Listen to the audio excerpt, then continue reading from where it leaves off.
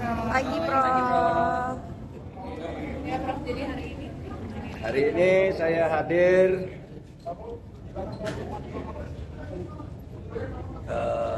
sahabat-sahabat saya pengukuhan guru besar karena saya ini akademisi, jadi saya diundang.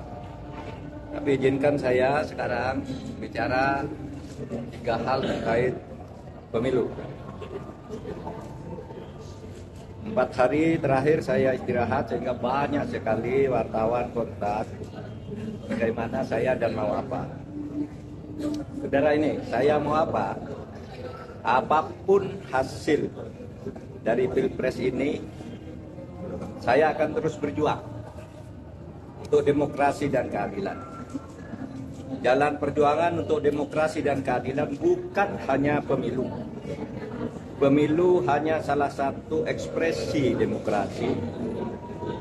Saya pernah tak di jabatan apapun pada tahun 2014 sampai 2016, tetapi tetap produktif berjuang dalam demokrasi dan penegakan hukum.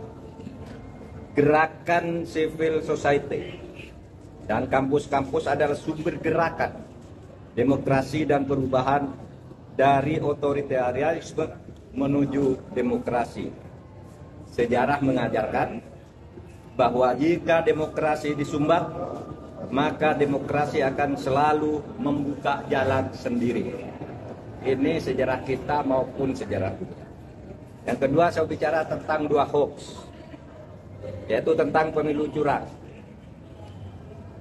Saya memang pernah mengatakan bahwa setiap pemilu, pihak yang kalah selalu menuduh yang menang itu curang. Saya katakan itu pada beberapa kesempatan, yaitu saat KPU periode Hasyim Asy'ari dibentuk. Datang ke tempat saya diberitahu bahwa awas, nanti ada gugatan bahwa pemilu ini curang.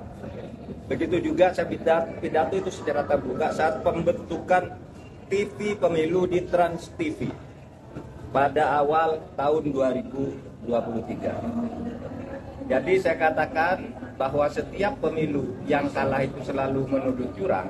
Itu sudah saya katakan di awal 2023. Tepatnya sebelum tahapan pemilu dimulai. Tapi jangan diartikan bahwa penggugat selalu kalah. Sebab memang sering terjadi kecurangan, terbukti itu secara sah dan meyakinkan. Ketika saya menjadi ketua MK pernah memutus pembatalan hasil pemilu dalam bentuk perintah pemilihan ulang maupun pembatalan penuh, sehingga yang menang dinyatakan disqualified dan yang kalah naik. Jadi bisa pemilu ulang, bisa. Misalnya saya sebut contohnya hasil pemilu kada Jawa Timur tahun 2008 saat Khofifah dinyatakan kalah dari Soekarwo, kita batalkan hasil dan diulang. 2 hasil pilkada Bengkulu Selatan, yang menang didiskualifikasi, yang di bawahnya langsung naik. 3 hasil pilkada Kota Waringin Barat, sama dengan Bengkulu Selatan, dan banyak lagi kasus di mana ada pemilihan ulang, terpisah, daerah tertentu, desa tertentu, dan sebagainya. Nah, harus diingat bahwa untuk pertama kali istilah pelanggaran terstruktur, sistematis, dan masif itu muncul sebagai vonis pengadilan di Indonesia tahun 2008 ketika MK memutus sengketa Pilgub antara Khofifah dan Soekarwo. Saya waktu itu hakimnya. Dan setelah menjadi dasar, vonis-vonis lain untuk selanjutnya masuk secara resmi di dalam hukum pemilu kita. Jadi ini sudah menjadi jurisprudensi dan juga menjadi aturan di undang-undang, di peraturan KPU, di peraturan Bawaslu itu ada. Gitu. Pelanggaran terstruktur, sistematis, dan masif itu. Jadi ini bukan hanya jurisprudensi sekali lagi, tetapi juga termasuk di dalam peraturan perundang-undangan.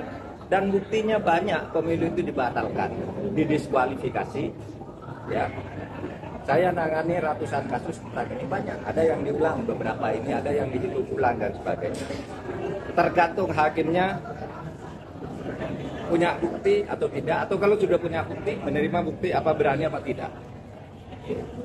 Berikutnya, hoax lagi tentang hubungan saya dan Ganjar. Ada viral di medsos bahwa saya tak kompak dan diisolasi dari Ganjar dan PDIP karena pada hari Rabu tanggal 14 Februari saya bilang sudah 4 hari saya tidak bertemu atau berkomunikasi dengan Ganjar. Padahal waktu itu ketika ditanya oleh wartawan Rabu pagi itu, kapan Pak terakhir ketemu Pak Ganjar? Saya bilang sudah 4 hari saya tidak berkomunikasi, tidak kontak. Kenapa? Karena sejak kampanye terakhir tanggal 10 Februari di Solo dan di Semarang, saya langsung umroh. Jadi ya tidak berkomunikasi dong, bukan karena berpisah, karena tidak kompak dan sebagainya. Dan tanggal 13 baru pulang dan langsung ke Jogja. Kapan ketemunya? Untuk mencoblos. Jadi 4 hari tak ketemu itu karena umroh. Sebelum dan sesudah umroh sampai sekarang, saya selalu berkomunikasi, bertemu maupun teleponan dengan Mas Ganjar. Itu yang terjadi. Itu saja dari saya, tidak ada pertanyaan. Satu aja Pak, satu aja.